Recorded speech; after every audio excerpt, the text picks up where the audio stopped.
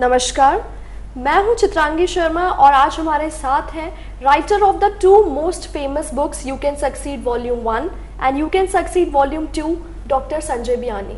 Doctor Biyani, जैसे कि आप तो विभिन्न जगहों पे विजिट करते हैं एंड आपको तो ऑल ओवर द इंडिया से मोटिवेशनल लेक्चर्स देने के लिए बुलाया जाता है एंड अपने लेक्चर्स में आप एक शब्द का बहुत इस्तेमाल करते हैं, वो शब्द है बिलीफ। सर, ये शब्द का मीनिंग क्या है and what is the relation between belief and the way to study? देखिए, बिलीफ जो है वो बहुत ही पावरफुल शब्द है और मुझे लगता है कि बिलीफ जो है वो बहुत ज़रूरी भी है। आइए जरा बिलीफ सिस्टम के बारे में समझे। आप समझना चाहते हैं बिलीफ सिस्टम के बारे में? I would like to explain detail about belief. देखिए, हमारे पास कुछ इंफॉर्मेशंस आती हैं, टीवी से आती है, रेडियो से आती है, न्यूज़पेपर से आती है। उन इंफॉर्मेशन के बेसिस पे हमारे वो इंफॉर्मेशन हमारे कुछ एक्सपीरियंस के साथ अटैच हो जाती है। हमने कुछ पढ़ा लेकिन हमने प्रैक्टिकल लाइफ में कुछ और देखा, वो दोनों चीज़ें मिलकर एक नई चीज़ें बनाती है जिसे हम कहते हैं बिलीफ सिस्टम। यानी two input is required in order to get a system, belief system. First important thing is information which we gathered from the society, second our personal experience about it। तो ये दोनों चीज़ें मिलने के बाद में आपका एक सिस्टम बनता है जिसे कहते हैं belief system. Suppose I have a different belief system, you have a different belief system.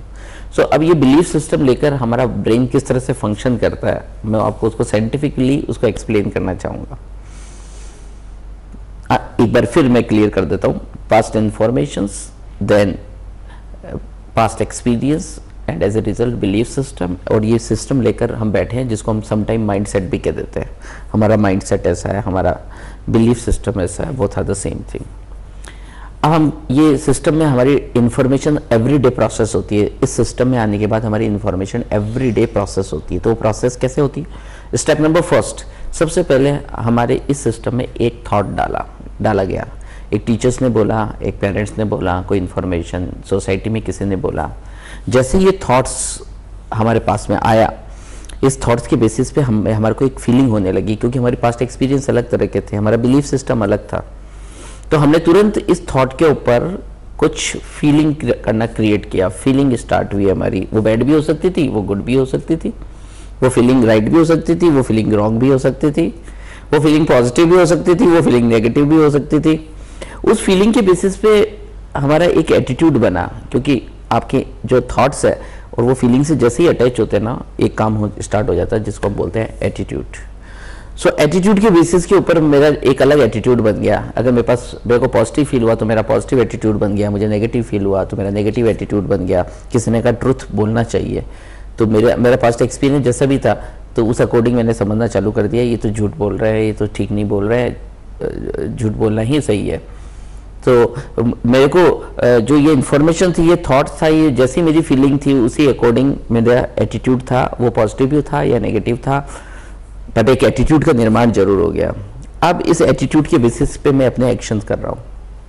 अगर मेरा पॉजिटिव एटीट्यूड है तो मैं पॉजिटिव डायरेक्शन में एक्शन कर रहा हूँ, लेकिन मेरा अगर नेगेटिव एटीट्यूड है तो मैं नेगेटिव डायरेक्शन में एक्शन कर रहा हूँ। मेरे एक्शन का होना मेरे एटीट्यूड पे निर्भर है, मेरा एटीट्यूड का होना मेरी फीलिंग पे डिपेंड है, मेरी फीलिंग का होना मेरे थॉट पे डिपेंडेंट है। थॉट्स, फीलिंग, एटीट्यूड, एक्शन, और एक्शन के बेसिस पे मैं जब एक्शन को रिपीट करता गया तो वो मेरे हैबिट में आ गया।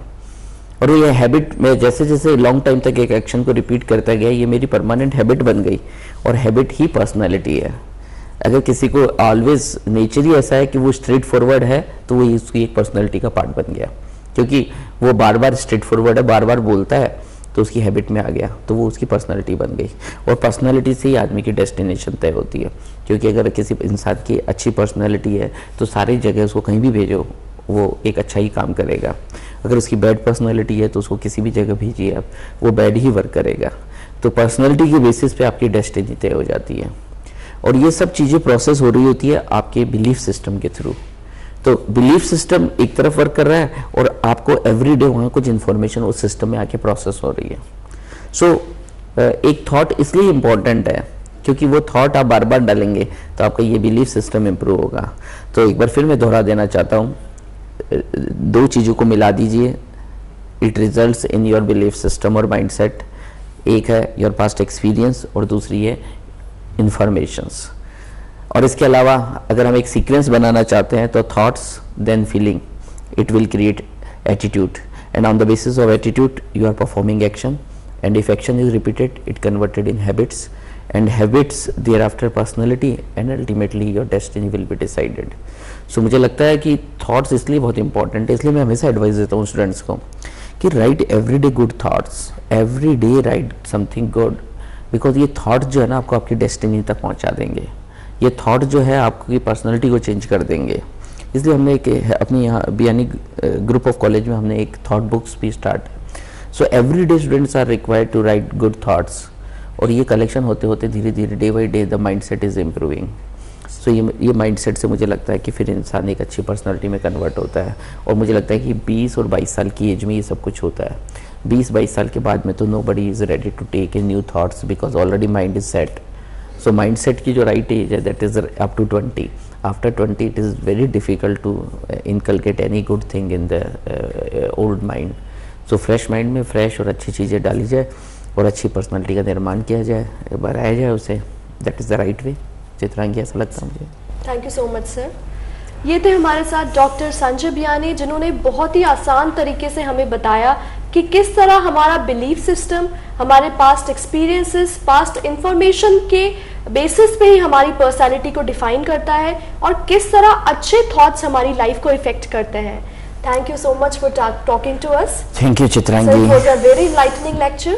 Thank you, viewers. Thank you, viewers. Thank you, listeners.